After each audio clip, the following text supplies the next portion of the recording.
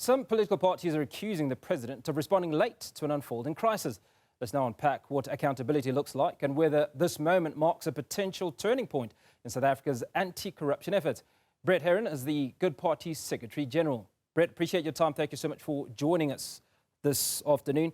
Now, President Cyril Ramaphosa did not immediately act. Was this an abdication of urgency, or was it a calculated move? And obviously, that address that he's making tonight and hopefully addressing these issues.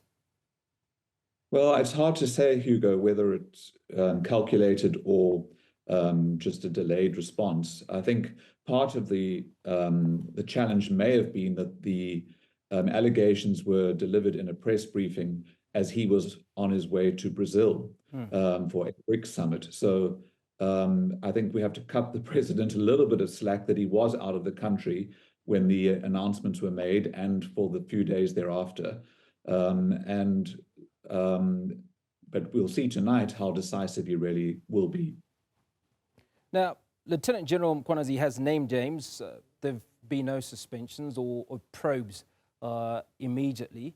President Cyril Ramaphosa in the past has been accused of treating some, particularly ANC officials, with kid gloves. Is this an opportunity for the president to do otherwise tonight? It's not only an opportunity, it's absolutely essential. I mean, the allegations that were made by the provincial commissioner for KwaZulu-Natal, Mchunu, go to the heart of our entire criminal justice system and includes the judiciary, prosecutors, the minister of police, higher-ranking police officials. And so the president, it's not just an opportunity for the president to display a firm anti-corruption stance, but he has to do it. And how he does it is actually the real question, given that the criminal justice system, in terms of the allegations lobbied by Mchunu, is rotten to the core. Who is going to be able to conduct an investigation of these allegations where the outcome of that investigation will have public credibility? That is the question I think needs to be addressed as far as we're concerned. Now, as a member of Parliament, what are the hopes of the Good Party from President Cyril Ramaphosa's address tonight? If he does activate that responsibility that you speak of, right, what are some of the possible outcomes that you would like to see? Look, I mean, we've always been cautious around asking or demanding that ministers be moved based on allegations. But there are two exceptions, I think. And the first one was when there were allegations against the then Minister of Justice, Simelane, and the president moved her to human settlements because the allegations involved possible links to the VBS corruption scandal. And her role as the Minister of Justice at the time would have created a conflict of interests for her as the administrative head of the National Prosecuting Authority, or the political head of the department that manages the National Prosecuting Authority. So the president moved her. Now we have a second case where the Minister of Police is accused of serious interference, political interference in police work, possibly with links to organized crime. And so maybe for the second time, we have to say that the president should remove or move the Minister of Police. That's one of the things we would expect to hear, so that there's no appearance of a conflict of interest. Secondly, as I said earlier, who is going to investigate these allegations? And we're proposing that the only credible organizational institution right now is the SIU, which is empowered in terms of the Prevention and Combating of Corruption Act to conduct this kind of investigation if the president authorizes them to do so. Now, the ANC has a step-aside rule for their various members who, if allegations are made, they're expected to step aside or some suspension of sorts. Is it incumbent upon the president to ensure that all these individuals that are fingered in these allegations step aside somewhat, are suspended, or are not involved in day-to-day runnings of their existing portfolios while a thorough investigation is carried out?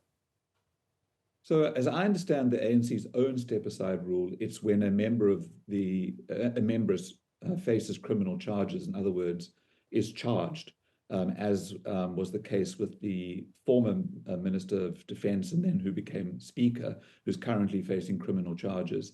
That is how I understand the ANC's step-aside rule. And to some extent, it makes sense because allegations of corruption and maladministration and crime have become a weaponized tool in South African politics and have become a currency for political parties to play with. So if every member of the executive in any sphere of government had to step aside every time there was an allegation, it would be chaotic. So I do understand the ANC's rule is you step aside when you're being criminally charged. But as I said, in this case, in the case of Minister Mchunu, like in the case of Minister Semelane, they are at the heart of leading the criminal justice system. And it is impossible to contemplate that they remain at the helm of their departments when they are possibly implicated in criminal activity themselves. I want us to touch a little bit, Brett, on what the morale or the mood might be in the police services. And I ask this question because the levels of crime in this country are absolutely astronomical, through the roof continually. Now, how do you imagine that SAPS officials, those obviously who are men and women of integrity, would be feeling if their own leadership, the very individuals who declare or demand that their upright SAPS officials are fingered in these sort of allegations? I imagine for those members of the South African police services who are there to serve in blue, you know, the morale amongst those committed public servants must be very difficult to keep high. Morale must be low.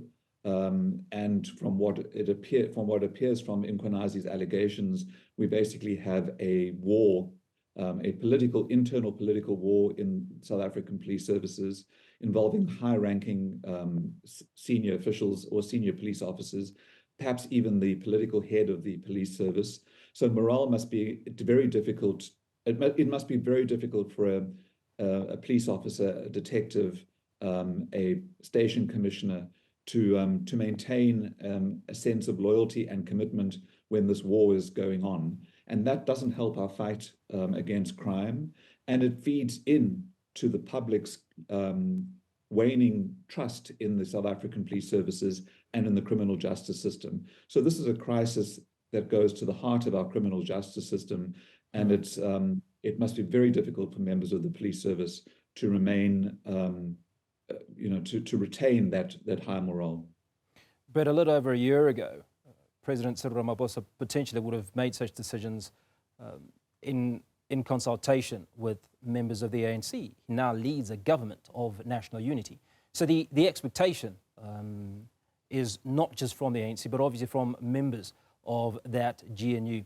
Just how much pressure would President Cyril Ramaphosa be under to act as a result of being in a GNU at this point in time?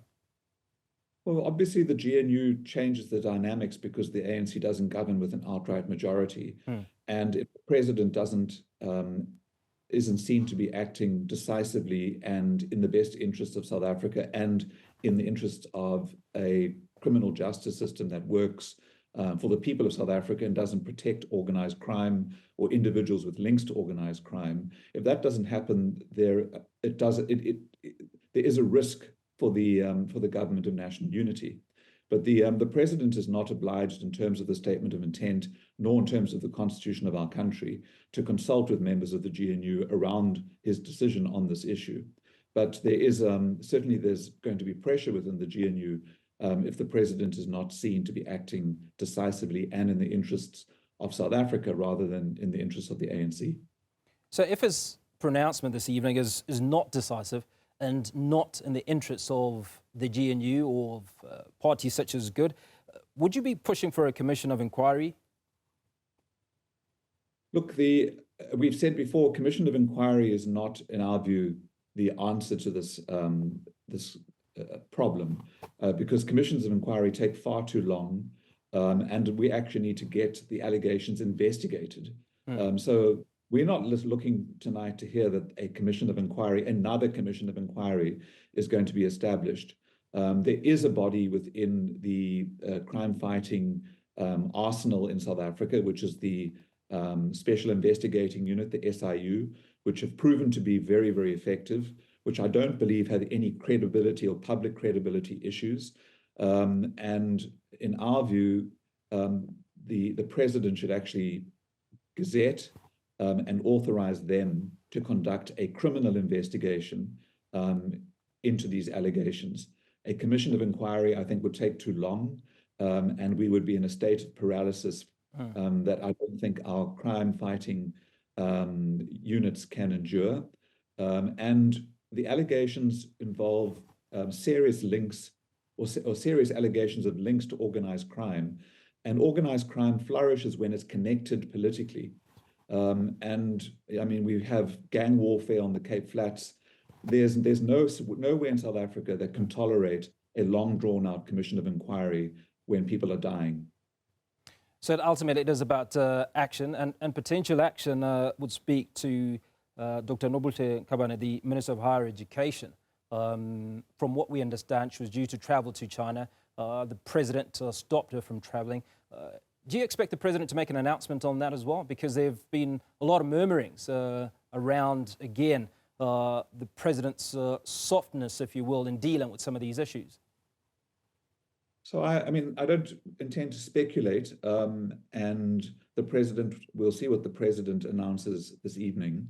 My understanding from what the president has previously said is that if there's evidence that the Minister of Higher Education has breached a rule of Parliament by lying to Parliament or misleading Parliament, then he would act. Certainly the allegations and the story as it sort of is tumbling out of the toy box is not helpful to the Minister of Higher Education.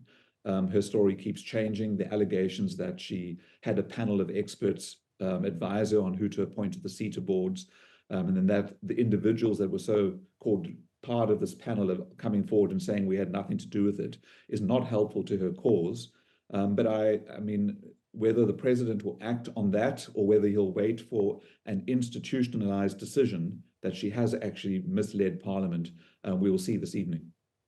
Now, Brett, to bring this conversation to finality, expectations of what would be the best outcome for the people of South Africa tonight after the president's address? So a clear signal that the criminal justice system is not touchable. And that would mean, unfortunately, that the Minister of Police needs to be removed or moved. He hasn't been convicted yet. There are allegations against him, but there is a conflict of interest in remaining the political head of the South African police services while being implicated. And secondly, a credible force to conduct an investigation into the allegations. And as I've said already, in our mind, that credible force is the SIU. But if the president can put together a different force that has got public credibility, then that would be an acceptable outcome. But we need, clearly we need an investigation to be started immediately. Brett Herron, Secretary General of the Good Party.